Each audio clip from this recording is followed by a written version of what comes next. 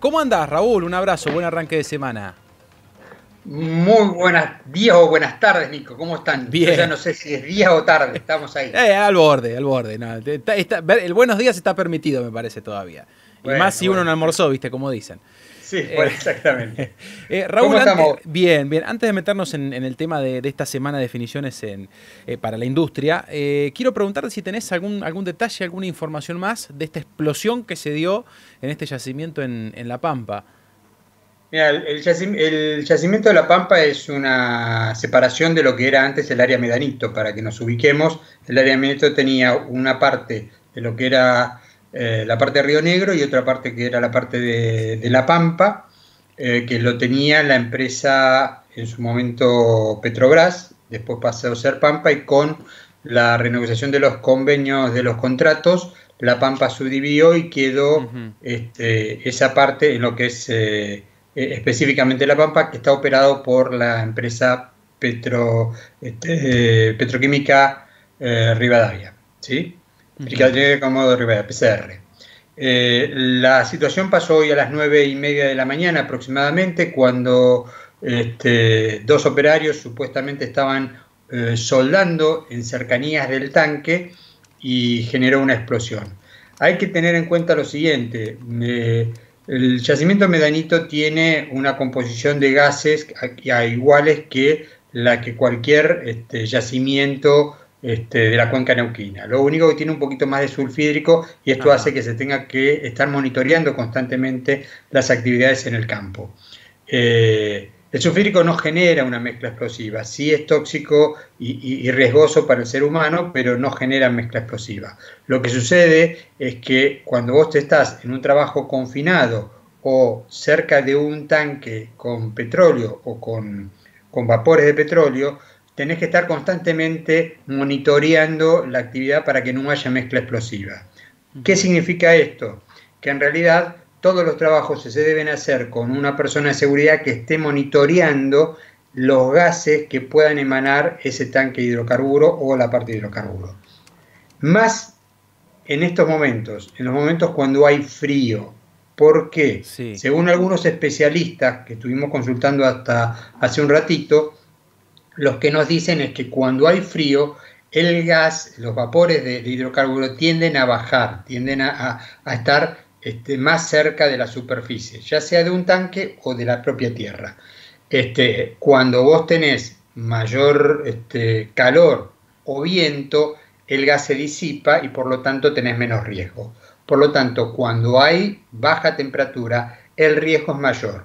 Hoy yo no sé a qué temperatura hacía a las 9 de la mañana, 9:30 de la mañana, pero probablemente no era una temperatura como la que tenemos hoy, con un poquito más de viento, sino está mucho más plano. Esto Claro. hace que los riesgos se agudicen, y si vos Ajá. haces la misma operación a las 9 de la mañana que quizás a la 1 de la tarde, te cambia el Cambia. factor de riesgo. Claro. Esto es lo que habitualmente sucede, es lo que tenemos cuando quisimos consultar con la empresa. Obviamente la empresa se mandó a silencio, y lo único que dijo es que iba a empezar el proceso de investigación a ver lo que había sucedido. Ujú. Pero habitualmente cuando suceden estas cosas hay un factor humano que entra en juego, y hay que ver cómo son los procesos de seguridad con los cuales se está trabajando PCR. Ujú. Bien, bien. Bueno, afortunadamente no hubo que lamentar heridos. Me Sí, decías que no hubo que dos lamentar víctimas. Sí, trabajadores.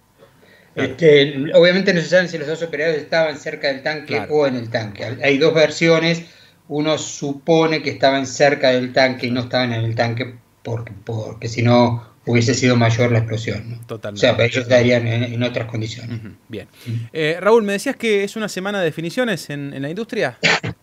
Aparte de eso, lamentablemente también tenemos definiciones que son buenas. Viste que la semana Ajá. pasada vino con definiciones bastante duras, Sí, duras negativas. desde las cámaras empresarias, tanto regionales como a nivel nacional, duras desde el punto de vista del sindicato. O sea, los sindicatos empezaron a fijar posición en defensa un poco de los trabajadores, y diciendo, bueno, el contexto, si bien termina hoy los acuerdos que habíamos firmado hasta el 31 de mayo, Ujú. necesitamos volverlos a poner en marcha porque la situación continúa. Bueno, obviamente todo esto conducía a que YPF, que es la mayor empresa de hidrocarburos que tiene el país, y la cuenca neuquina tiene prácticamente el 70% de su producción, también todo apuntaba a que cuál era la posición que iba a tomar YPF. El fin de semana, obviamente, hubo mucha información en los medios, de buenas y malas, de un lado para otro, donde YPF hoy a la mañana, a primera hora de la mañana, sacó un comunicado desmintiendo versiones informativas de un diario capitalino que hablaba específicamente que iba a licenciar al personal. YPF sacó un comunicado donde desmiente categóricamente las versiones periodísticas sobre el presunto licenciamiento del personal. ¿Sí? Y a su vez, también en ese mismo comunicado, lo que empieza a decir es que llegó a un acuerdo con la Federación de Sindicatos de Petróleo, Federación de Sindicatos Unidos Petroleros, para que los trabajadores que están atravesando una situación puedan sobrellevar este tiempo que está hoy en marcha.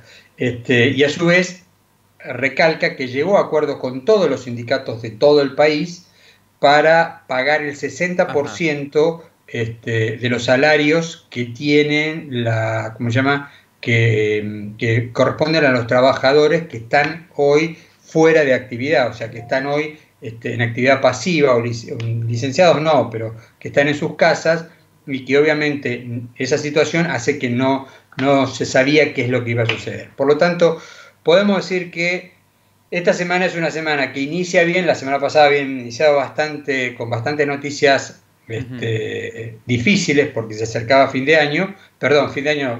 mes, teníamos que definir qué es lo que iba a pasar con muchos trabajadores y con muchas empresas que hoy están pasándola mal porque no tienen trabajo, sí.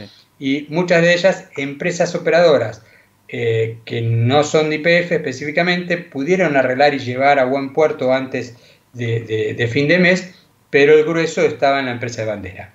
Bien. Esto lo que hace que hoy, por lo menos hasta ahora, ¿sí? Acá me están diciendo que baje un poco el monitor, que hasta ahora podemos decir que las conversaciones vienen bien, que YPF definió no suspender ni licenciar a su personal, y que obviamente está en un acuerdo y hacia adelante tanto con los sindicatos como también con las empresas regionales o las empresas de servicio.